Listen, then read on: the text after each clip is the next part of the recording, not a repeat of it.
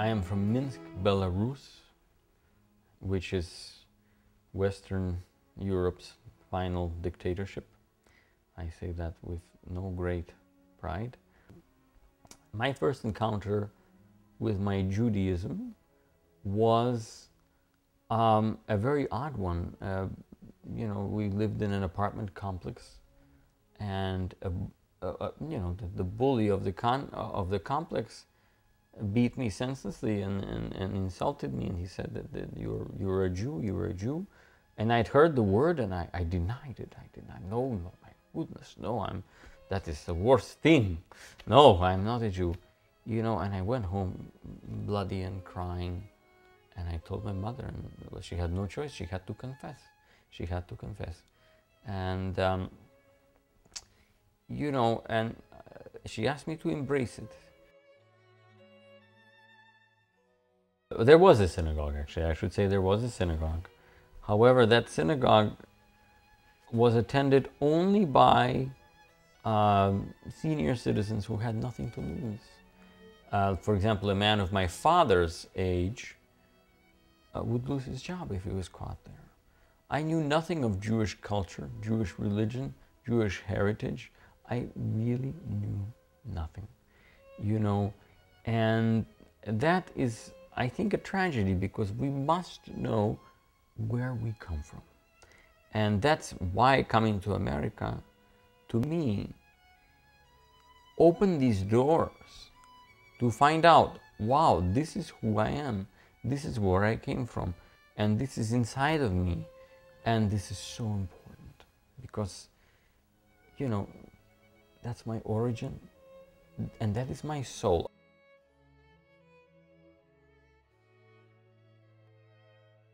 And, you know, I started to practice more seriously. And at the age of 9, there was a sort of a competition in Italy. Well, not sort of, there was a competition in Italy for adults. And purely, I think, as a joke, it was decided that I would enter the all-Soviet Union auditions to be able to go to that competition. And the auditionees were older, and I was 9. So it was, you know, for fun. And I auditioned, and I was chosen somehow. It was, I don't know why, but I was chosen. And, you know, I was 9 years old. Now, that is really, I was a minor, and my sister was my pianist. And they didn't let her come with me because they knew we were a flight risk.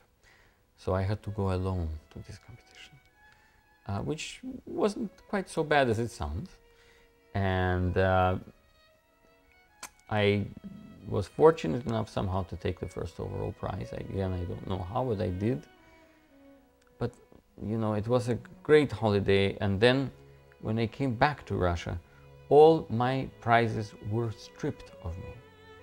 A violin that I had been awarded, cash, so forth, it was all taken away, you know. And that's when I realized that, wow, my opportunities here to share the language that is nearest to me, the language of music, are incredibly limited. And my parents made the extraordinarily courageous decision to leave everything they had for their children. First of all, the way that you got out of the Soviet Union, well, at least we did with our refugee status, we went through a group called HIAS.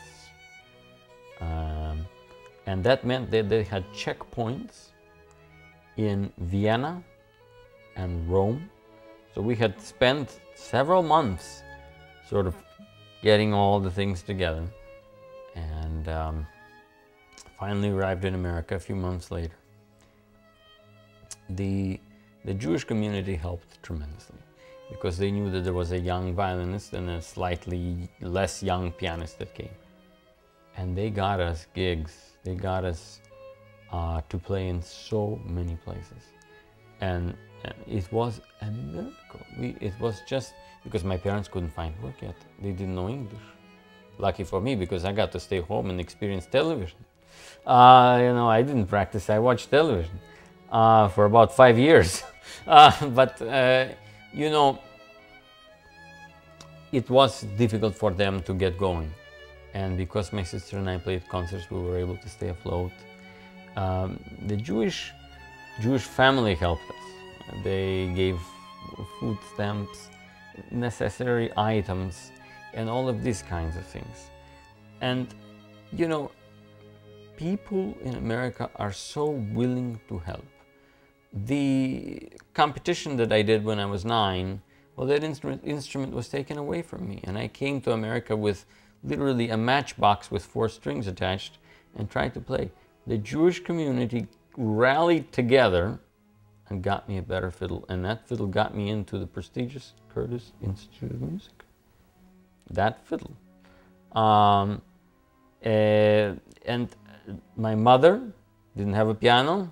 The Jewish community got together, got her a piano. I mean, and this is just our story. And how in the world do you thank people for educating you? How do you thank people for making you a better person? How do you thank people for giving you a better instrument? I mean, how? Well, I wrote a heck of a nice note, but I swore at a very young age that when I'm older, I will do everything I can to give back. However I can, I don't know how, but I will give back. And I'm trying so hard. And whether that's these events for Jewish communities and thanking these people and just telling them that you gave me a chance to be myself. This is just unbelievable. By coming here, by coming to America, one gets a new opportunity, you know, an opportunity to pursue something far greater. But coming from a different world, where Jewish meant a nationality, it did not mean a cultural or religious choice. It was a nationality, right? I have never been called Russian until I came to the United States, mind you, right?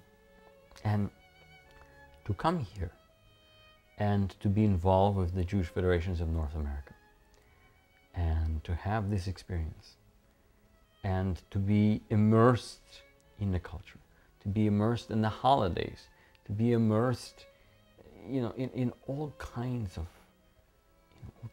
wonderful festivity, means that you very, very slowly start to learn who you are.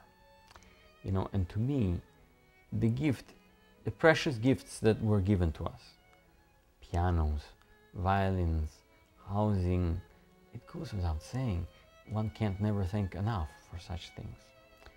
But in the end, the opportunity to explore yourself, to look within, to read a book without having to hide, you know, and to understand, this is who I am, and I should be proud, and I should know more.